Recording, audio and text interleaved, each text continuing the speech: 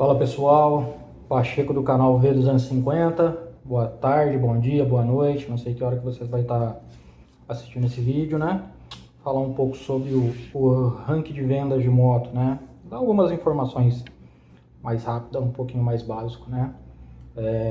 Nós tivemos aí em primeiro lugar a Honda com aproximadamente 116 mil motos vendidas, né? Honda, líder absoluto do mercado.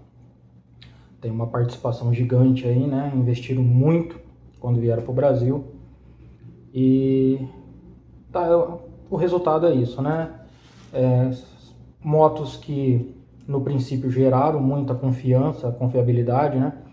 Nós temos aí o carro-chefe dele, que é a CG, que é uma moto que está há mais de 40 anos no mercado brasileiro e sempre teve muita confiança. A gente brinca que se chutar uma árvore cai peça de Honda, porque eles nesse tempo todo conseguiram construir uma rede muito grande, muito forte. Mas precisaram começar, né? E é isso que as outras marcas estão procurando. Começar. Ter confiabilidade, ter estoque, ter revendas. E né, nesse sentido, nós temos algumas marcas aí que estão crescendo. Em segundo lugar veio a Yamaha com aproximadamente 25 mil motos vendidas. É um número bom, mas vocês percebem que existe uma distância gigante para o primeiro lugar, né?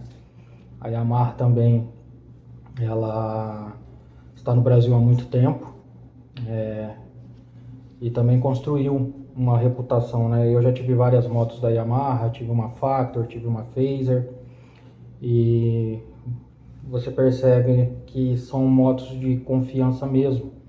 Eu trabalhei um tempo como motoboy, tinha uma Factor, tive uma Factor 2008 e depois eu tive uma Factor 2021, a Phaser era 2013. São motos robustas, difícil dar problema,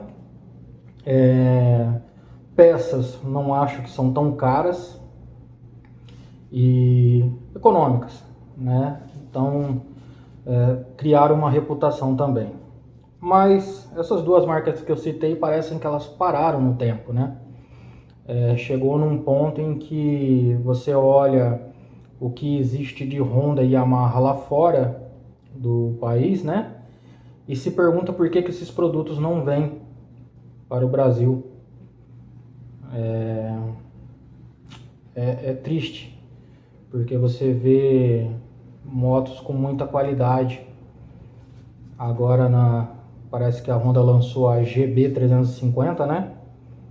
É uma moto muito parecida com a Meteor 350, mas que parece que não vai vir para o Brasil. Porque se vier para o Brasil, eles têm que colocar a margem de lucro deles, né? E aí não ficaria interessante para o brasileiro, eles não teriam essa venda. Mas como eu falei, eles têm um mercado consolidado, tem muita gente que de fato prefere uma Honda, né? Assim como de fato preferem orelhões e preferem jornais impressos. Acho que fica claro o que eu estou querendo dizer. E nós temos aí o terceiro lugar, Shinerai, que bateu seu próprio recorde de venda, agora com 12.920 motos, né? E a Shinerai, ela está sendo investigada, nós vamos falar a respeito disso daqui a pouco, né? Mas Shinerai é em terceiro lugar. Vou pular alguns, porque são algumas marcas que não são tão relevantes, apesar de estarem na frente, né? Quando eu digo isso, eu falo, por exemplo, da Motu. A Motu, ela não é uma marca de moto que vende, né? É aluguel de moto e aí tem os planos onde ela acaba emplacando por conta disso. Então, não é exatamente uma revenda. Então, nós temos aí em sexto lugar a Bajaj, com 3 mil motos. A Royal Enfield, com 2.700 e poucos. A Haojui, com 2.250. E as Onix, com aproximadamente 600 motos, né? E lá em 13º lugar, nós temos a Dafra.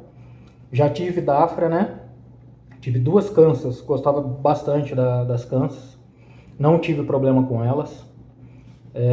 Agora a Dafra parece que está se reestruturando, né, para que possa também aumentar o seu mercado aqui dentro do Brasil. E isso é muito bom. Eu acho que a Dafra demorou muito para fazer isso, né? Acredito que ela tem potencial para concorrer de igual para igual com todas essas marcas que eu citei antes. Não sou um especialista em moto, né? Estou começando o meu canal agora, tenho poucos vídeos. E como eu citei a Shinerai, hoje eu tenho uma Shinerai SBM Denver 250. Eu já estou com ela, já vai fazer 3 meses, já rodei 5.000 km com ela. Estou muito feliz, né? Eu pesquisei muito essa moto antes de eu comprar, assisti bastante vídeos, fui na concessionária, em várias concessionárias, né? Até eu tive uma experiência aí que antes de comprar a Denver que eu fiquei um pouco aborrecido, mas a moto em si não me deu problema e não me dá problema. Eu trabalho viajando, hoje eu sou de Ribeirão Preto, mas hoje eu estou aqui em São José do Rio Preto e eu viajo para Bebedouro, Franca, são várias cidades em que eu presto serviço. E comprei justamente porque eu precisava de uma moto um pouco mais forte para poder viajar e uma moto que tivesse uma manutenção barata, que não fosse me dar tanta dor de cabeça. E até o momento eu estou bem feliz com a escolha que eu fiz, né? Agora vamos falar sobre a Shinerai, né? A Shinerai que está sendo investigada pela Abraciclo, né? Por quê? Segundo denúncias que a Abraciclo recebeu, vamos colocar uma aspas nessas denúncias, né? Porque a gente sabe como que o mercado incomoda quando alguém está alcançando um certo destaque, né? Não precisa ir muito longe. Vou citar uma coisa que eu ouvi no canal do meu amigo Tarcísio, do canal da Criatura, né? E ele foi a primeira pessoa dos influenciadores a falar sobre esse assunto. Gosto muito dos canais grandes, acompanho muita gente por aí, mas teve um que citou que foi o primeiro a falar e não foi. Porque no dia eu vi o horário que um postou o vídeo, eu vi o horário que o outro postou o vídeo. E o Tarcísio do canal da Criatura foi a primeira pessoa a falar desse assunto. Né? Então vamos lá. A Braciclo está investigando a Shinerai por conta de, vamos resumir o assunto aí, catalisadores e canister. Porque pode haver aí um excesso de barulho, poluentes, essa parafernalhada toda que a gente sabe como que funciona, né? Para que serve um catalisador. E segundo a denúncia, isso está fora dos padrões. E a Shinerai já se pronunciou, falou que não, que todas as motos delas estão funcionando de acordo com o que pede a legislação brasileira. Mas aí a gente tem eu digo assim, sabe aquela impressão quando você fala assim, ó, todo político é bandido? A gente sabe que nem todo político é bandido, mas a gente tem esse sentimento. E aí quando você fica sabendo que o atual presidente da Abraciclo teve um cargo durante muito tempo dentro da Honda, a gente fica com uma má impressão. E eu acredito que não sou só eu que estou sentindo isso, porque a internet, né, a gente vê muita coisa na internet. Aí hoje em dia a internet abre o olho para assim, um mundo gigante. E aí quando toca nesse assunto você vê muita gente, mas muita gente mesmo tendo essa mesma impressão que eu. Então a questão é, será que realmente essas motos da Shinerai ela tem esse problema? Ou será que estão tentando aí um assassinato de reputação para que ela não abocanhe uma porcentagem do mercado de moto brasileiro, né? Eu saio em defesa da Shinerai porque, como eu falei, eu tenho a minha e a moto é muito boa. A moto me supre em tudo que eu precisava. Como eu disse, eu pesquisei muito, ando com ela, viajo com ela, não tenho o que reclamar da moto. Moto excelente, né? Vou falar um pouquinho mais sobre a minha moto também.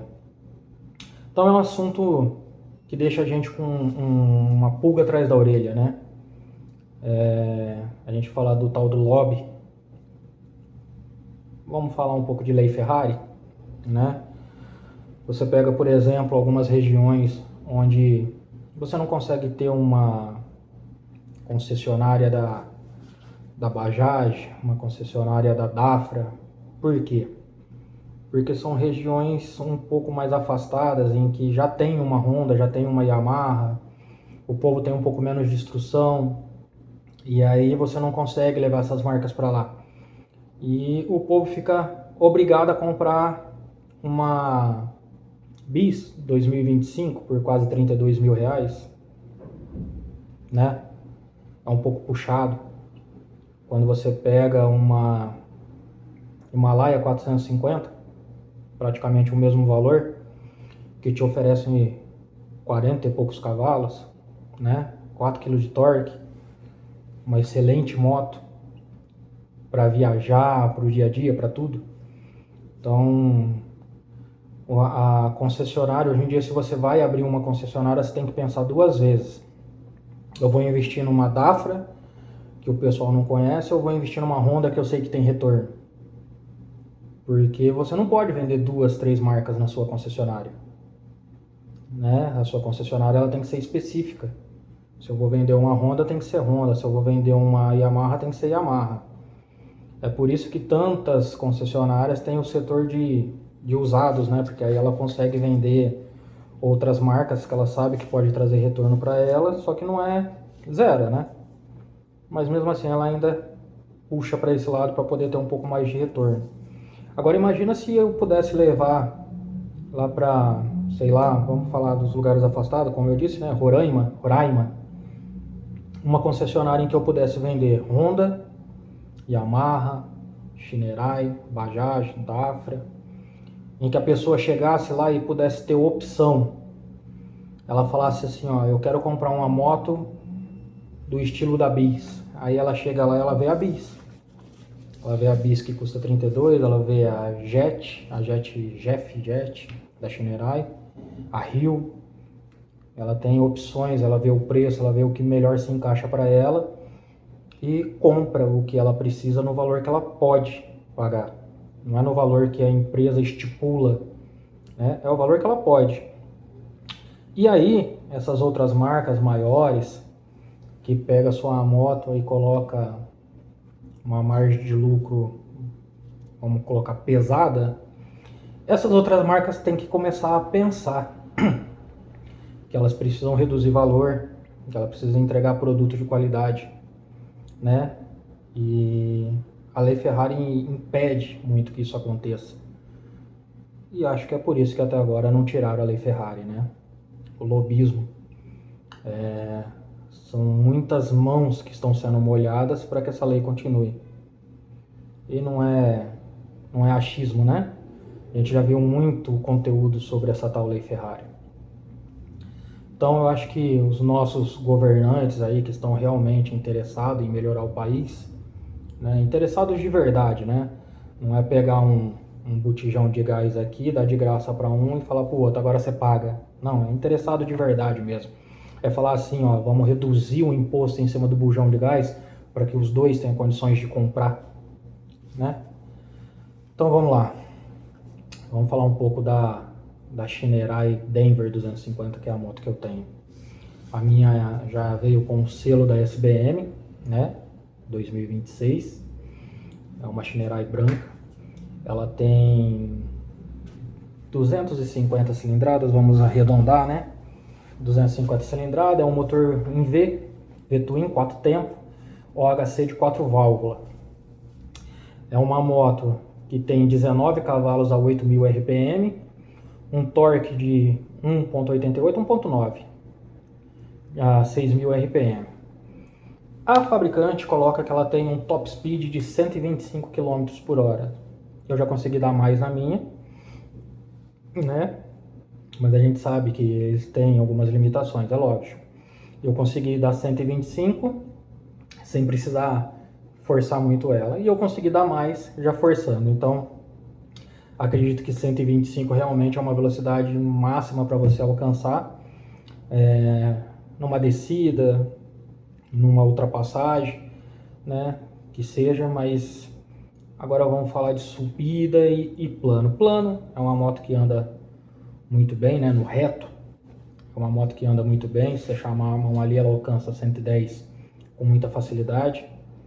Subida é uma moto que sofre um pouco na quinta marcha. Na quarta marcha, se você passa para a quarta, eu, por exemplo, uma subida bem íngreme em quarta marcha, eu subo a 90 por hora, 95 por hora, sozinho ou em dois.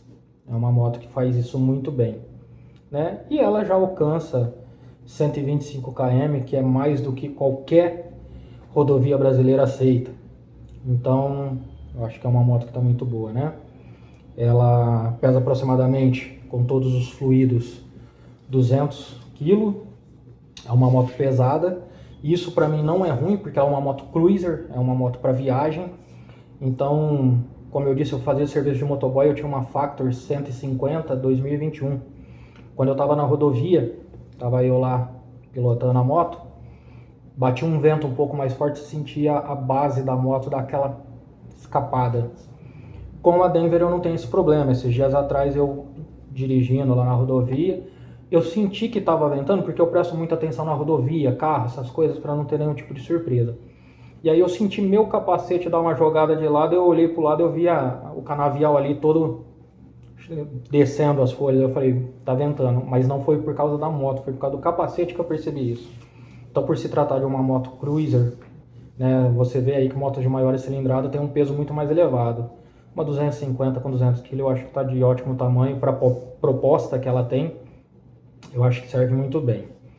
Um tanque de capacidade de 17 litros, e existe uma briga aí no YouTube, porque um faz teste daqui, outro faz teste dali.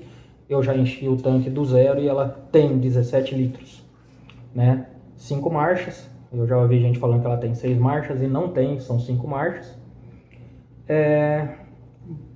Para viajar, o banco do piloto ele é muito confortável.